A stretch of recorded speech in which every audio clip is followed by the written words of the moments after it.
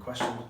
I think it's tough because I think there's 3 or 4 teams in our league that are paying like probably more money in this league than we've ever known. You know, when you hear rumours about budgets and stuff, you don't know whether it's all true or whatever. But I don't know. I mean, it's hard because we've played a couple of teams now who it's been quite obvious that they're paying a lot of money for a lot of top players who probably shouldn't be at this level. Probably should be playing in leagues above, but money speaks at this level, and if players are getting offered good wages to come down a couple of leagues, then they're likely to do it. Whether they get paid too much, probably yes for the level, probably do at some clubs. I think we're probably middle of the road, aren't we, with our budget? So I think we're probably about right for what we're paying our lads compared to other teams. It's funny actually, because we had this conversation last night. I was speaking to a player who plays 2 leagues higher and the gaffer, and they were just saying that the level they're playing at now is Conference North. He was saying a few years ago that was like League 2. So what we're sort of finding now is there's a lot of players from the pro game dropping down gradually in a percentage sort of style of way, and there's a lot of good players in the leagues. Even with our league now, there's 3-4 teams, if not more, paying good money. It's just what it is, you look at our league this year, there's a potential of 3 teams going up, so why not if teams are going to throw it at it? We're not one of them teams. I know we've got this perception that we've got a big budget. Like Si said, probably midway up the league I would say where we're at, and that's how it's going to stay. On the player side of it, I've been there as a player. It's a short career. You've got to try and get as much money as you can, and if there's clubs willing to pay for it, then I'll pay you that money. Then why not?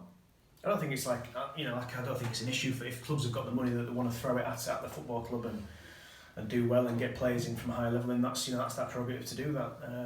It is what it is. I don't think we should complain that someone's got a bigger budget than us and make that as any excuse, because when it comes down to the games, like anything can happen in the day of a game. So no, I think it's I don't think I've got a problem with teams having a higher budget.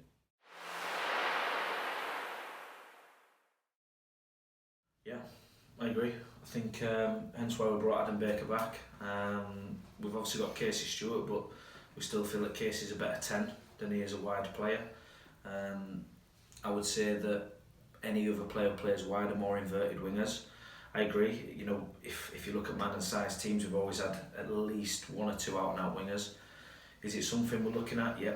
Obviously Baker's took a bit of a knock against South Shields and could be out for quite a few weeks by the sounds of it, if not till the end of the season. So we're going to have to look there. I think, listen, you can play with out and out forwards in a wide area if you're going to dominate the game, which we did against Brighouse. And you can also, even in big games, you can play with 1 out and out forward, but you've got to have a winger. So if you look at South Shields, we played with Savs down one side, which is your more central striker, and then you've got Baker, who gives you a bit of width. Unfortunately, when Baker went off, it became quite a narrow game and a battle between the fullbacks. So yeah, I agree with that. I think it's one of them. If you look at the top teams, they've all got at least 1 out and out winger, and unfortunately we haven't sort of got one now with Baker being injured. So it's something we'll look at. Like I say, we'll always look to strengthen the team, and we've already got people out, been watching players in the league below, league above, around our league. So something we'll look at. If we can get someone, we'll get them. If not, we're quite happy with adjusting and changing the shape slightly to benefit the team. But we'll just keep going. We always look at the units and try to get the best balance in the units and stuff, especially in midfield and up front. Like a lot of our teams in the past have always had certain personnel, certain characteristics in the midfield 3 and the same up front. It's the same when we watch our other teams as well. So I say we're just finding our feet, finding what's best for the team at the moment.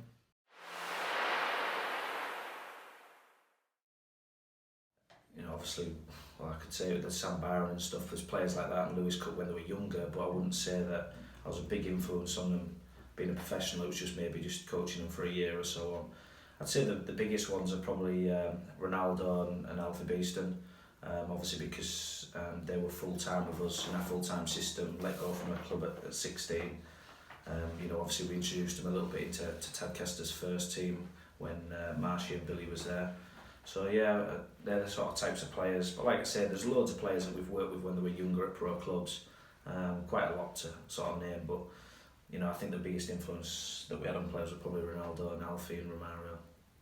I think as well, I think it's important to point out that, and we say this to our younger players all the time, is that those three in particular, and Casey, to be fair, when he went to Sheffield United, I think that those guys never just turned up to training and got through a session, or never just turned up to training and thought, it's going to be a kick around with my mates. They were very dedicated. They were prepared to sacrifice everything to get where they wanted to be. They realised that training wasn't enough. They had to go and do their own fitness. They had to go and do their own practice on the weaknesses and improve the strengths. The dedication from the lads to our programme and to playing for us is why they've gone on to the next level. And I think you're starting to see it now. I mean, Ronaldo, for a 19-year-old to make 50 plus appearances for Leeds United is still one of the biggest clubs in the country.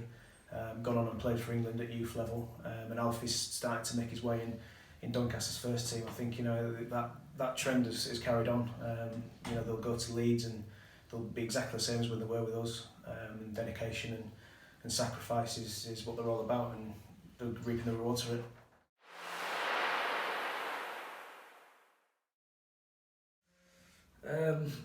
To get Tadcaster where the bosses want them and where the fans want them, like I say, Conference North. We know it's an hard task, but I just think that we've got such a good youth team that in a few years they'll be as good as anyone. It's just trying to make sure that we get the balance right, and we're bringing the right players and who can play around the young lads and guide them. Because like I say, look, they compete with the conference teams now, on a daily basis within the full-time system, and so they'll be able to compete with the first teams when they're old enough and experienced enough. So I think once we've got that, I think the ambition then is just to try and get up the leagues, and it's not something that we don't want to do this year. We want to do it this year, and do we think the team can scrape into the playoffs? Yeah, I think we can stay in and around it. I think January is going to be the decider on that. I think the next few games, whether it's going to set us off or whether we're going to finish where we're at. But my ambition is to just get Tadcaster as high as we can, and see some of these youth players go in there and get Tadcaster there. Yeah, I think when myself and Mikey started at Eye to Eye 3.5 years ago now, I think we've achieved a ridiculous amount in a short space of time. To go from having nobody in the academy to 500 kids plus, for the full-time programme to be where it's at in terms of competing on a national level, competing on a regional level, producing lads like Romario and Ronaldo and Alfie going on to professional football.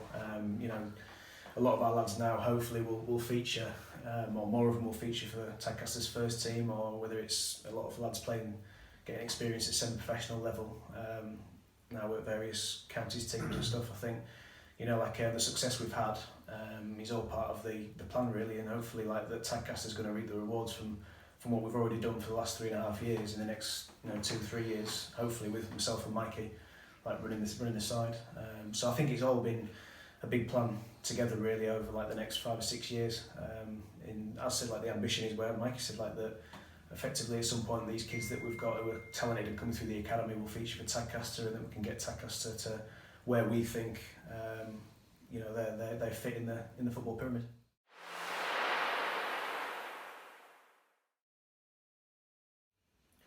I think on the positive side of it is we get to see the whole pathway. We get to see the players daily, get to see what they're about. I think we sort of get to mould the future, if you want to look at it in that way. I think I think that's the positive side of it. And then obviously we work with the domestic, not every night but a couple of nights a week, so we get to see the younger ones. So I think if we're top of the tree, which is Tadcaster first team bosses, we can see them come right through. We can see when they're ready. We can mould them into the players that we want.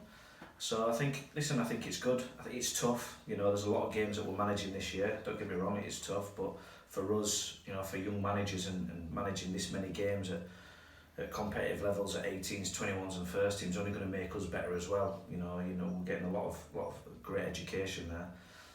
So yeah, I can't see any negatives in it. I just think it's a positive thing, unless we have burnout. But I don't think it'll come, because the guys look after us and we get a bit of time off through the week. So we'll just keep plodding on. We'll keep pushing each other, won't we? And we'll keep keep producing the young lads and keep going from there. No, it is tough. It's like, it's hard. It's when the season's on anyway. It is. I mean, I think at the end of this season, we think we worked out that we'll have managed 130 games, across 18s, 21s, and first team. I think we'll have took over 500 sessions. So when you put it into the numbers like that, and then you split it over a season, the amount of days in the season, I think it is full on. But working in football's a pleasure, it's a privilege. It's something that we've wanted to do ever since we stopped playing. So it's tough. But for an education side of it, for myself and Mike, it's I don't think anybody will be in the thick of it as much as we are. But I said it's part of our full-time job as well, so it's what is expected.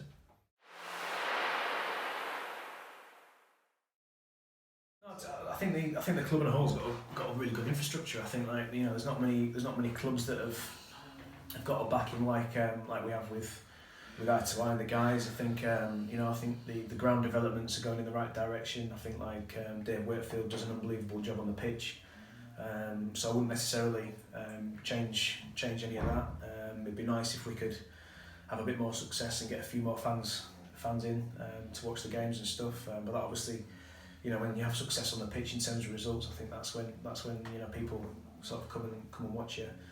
Probably working with the players more would be up our street if we could get training a couple of times a week and really get into the players a little bit more than we have done so far. I think will be more beneficial. But that's the system. That's not the club. So no, I don't think there's much for change. Home games on a Friday night. That'd be great. Yeah. I just think when Leeds are playing at home and York are playing at home, we get probably a couple hundred, and then start pushing 300-400 when they're away. I think. I know we've said it to the league. I think we'd get some bumper crowds. I think it'd be great. Be a good environment. But that's something that the league would have to decide. But that's something that I'll change. I think it's going back to your question before about the size of Tadcaster compared to places like Scarborough and South Shields. There's so much competition in this area for there's York City, there's Leeds United. There's lots of competition for fans going and watching other games at a higher level than Tadcaster.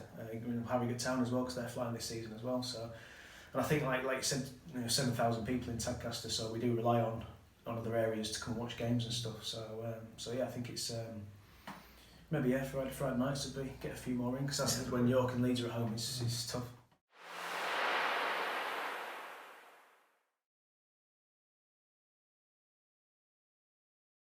I think a bit of both, like you said at the end.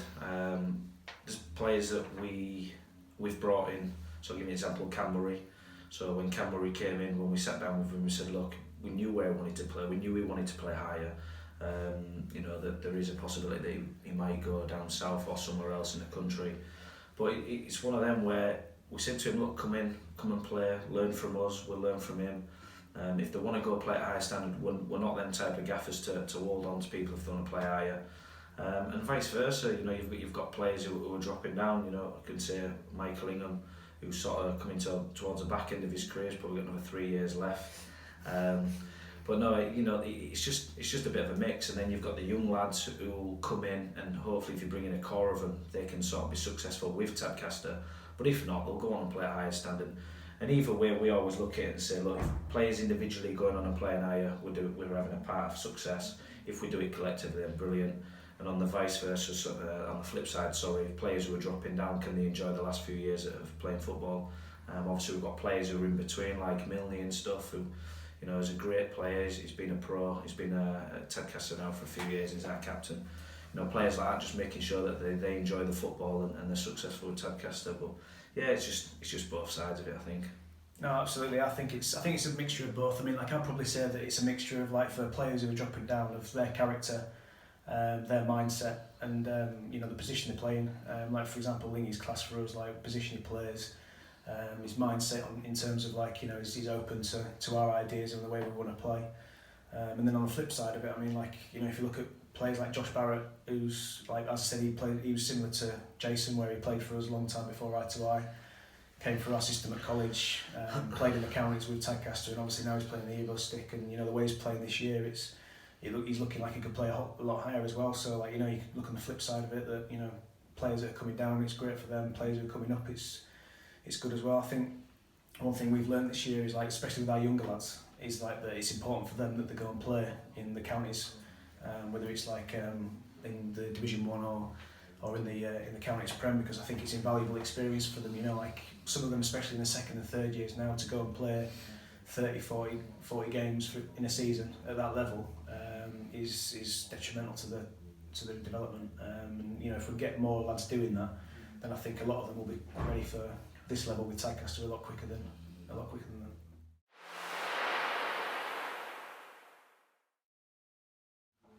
Been a couple. There's been a few, yeah.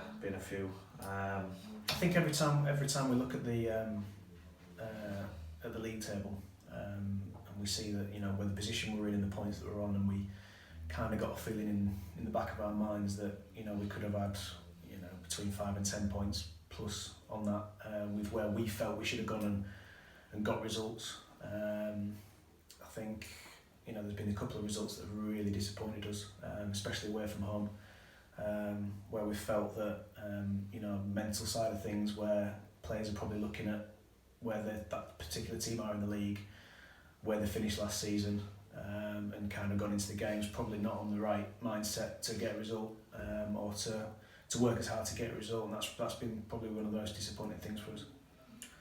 Yeah, I sort of agree with Si. To be fair, like we said earlier, I just don't like getting beat. Don't matter who we're playing, whether we're playing top of the league, bottom of the league. Getting beat in the cup from teams above don't really matter to me. Just don't like getting beat. Like Si said, there was a few games where we should have seen it out, got the result. We just didn't. Droylsden was a bit of a killer. I think because it was such a good game and an open game, and we worked so hard to get in front, and then to sort of concede a late equaliser from a mistake, and then have a penalty sort of waved away last kick of the game. It was just, I don't know, it just sort of sat with me a little bit. I know we didn't get beat, but it was one of them where you look at that nice 3 points, great team, you know, they're flying, and we were so close to get 3 points. There's plenty of them. We just don't like it, and it's just something that we've got to look at and learn from it, and just make sure that it doesn't keep happening. There's been lots of games as well where we've like, I mean, don't get me wrong, there's been 2 or 3 games where we've, you know, flat out been beaten by the best team, but there's also been games as well where we've either been in it right towards the end, or we've been going into a lead at half time and then letting it slip in the second half. You always look at them games and you think, oh, you know, that could have been a game where we could have come out with 3 points. I mean, I think we're 1-0 up at Ratcliffe away early in the season. I think we're 1-0 up at Bamber Bridge even. You know, we're 1-0 up on 40 minutes against Hyde, doing ever so well, and then obviously like it went the other way. But you always look at them games and think, you know, we should have gone and seen out a result, and then obviously that's more points on the board.